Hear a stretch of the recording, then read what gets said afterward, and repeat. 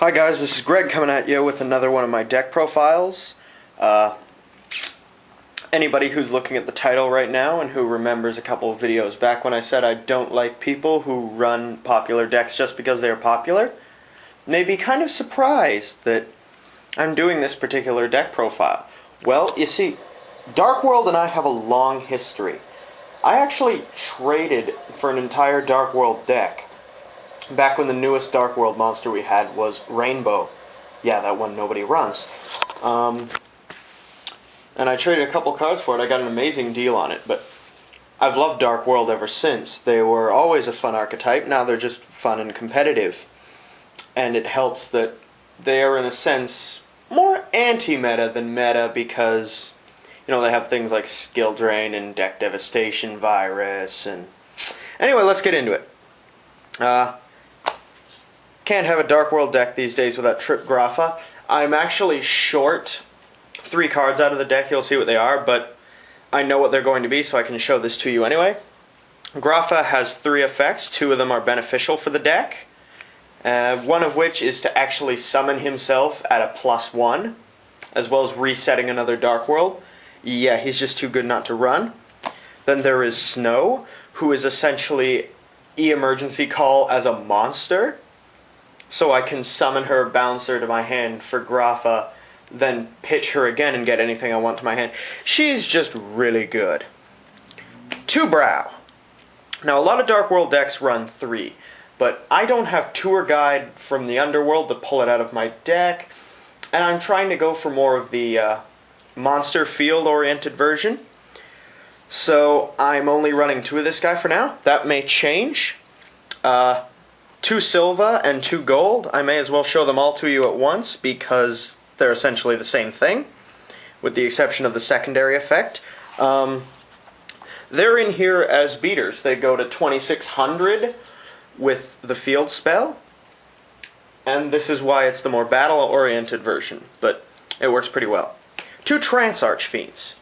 You discard a Dark World from your hand, and it goes up to 2000. If it gets killed, you get one of your banished darks back to your hand, almost like Dimensional Alchemist in that regard. Yeah, he works really well in Dark Worlds. You'd be a fool not to run him here. 1 Sangan. There's not a lot it can search, but it's a great way to get what I do need into my hand. I mean, it can grab Brow, it can grab Trance Archfiend, and it can grab the last monster in the deck, Morphing Jar. I'm running Dark World. It's very easy for me to drop an entire bunch of them while I pull into a new hand and sort of offset my opponent getting one of their own. On to spells, we have 3 Gates of Dark World. Again, one is just sort of in waiting. This card is basically what more or less makes them work because you essentially +1 every single time. Yeah. You break even on the card count, and then you activate the Dark World effect, bada bing, bada boom.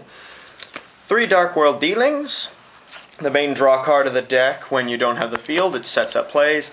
You can pitch a Grapha to kill something your opponent has. You can pitch a Snow to actually get gates into your hand. It's just brilliant. 2 Dark World Lightning. Not everybody runs these. I like running them just because they're an extra little bit of spell and trap removal. If my opponent is really freaking out and panicking about what I'm going to discard, they'll usually attempt to negate it, in which case I really don't care, because it's more or less the equivalent of negating an MST. Or they can chain it, which will essentially be the same thing, but oh well. 2 Drag Down into the Grave. Some Dark World decks run 2, some run 3. I'm leaning towards 2 right now just because of everything that's going on. I'm not quite the same turbo build, but basically I force my opponent to go, which Dark World are you going to give me? While I take an important card out of their hand. And while it is sometimes risky to send things to the graveyard this format, I can certainly hit something like BLS. Burial from a Different Dimension. This is one of those random tech cards I like to test, because right here we have a deck that is removing at least one thing from play every single turn because of gates. Plus you've got Leviair running around. You can easily chain this to Leviair's effect, put that Rescue Rabbit back in the graveyard where they can't get it. Huzzah! Allure of Darkness, which is You know, it makes perfect sense. You've got 15 targets in this deck.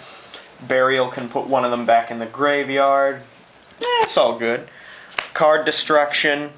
It's Dark Worlds. This will set them off while I mess with my opponent's hand some more. I love messing with that. Heavy Storm because it's a staple. And Reborn because it's a staple. And that's it for the spells. On to traps. We have 2 Mind Crush if they'll get up on the pile. I can either kill an opponent's good card in hand that I know they need, or I can deliberately call it wrong and pitch one of my own Dark Worlds to get its effect. And since it's MST bait, I can do that without really hurting myself. 2 Solemn Warning. It's a staple.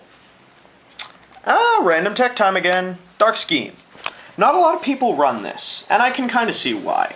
But I'm testing it just as sort of an MST bait, because it gives your opponent a sadistic choice.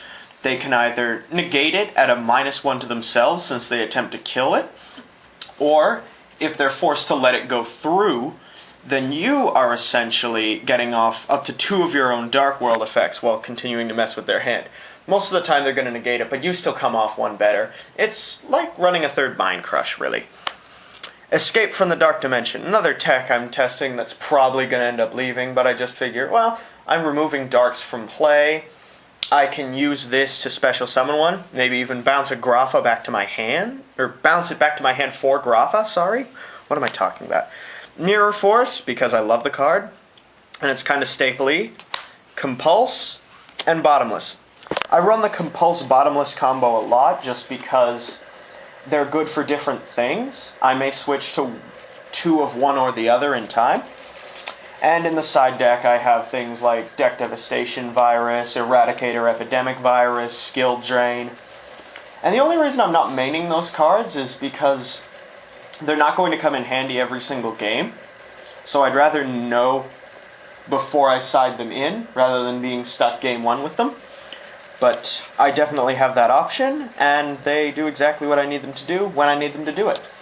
And that's all for this deck profile, guys. Go check out my friend WowSwag. Go check out Deck Silent Enigma if you want some more stuff. And I'll see you around. Peace out.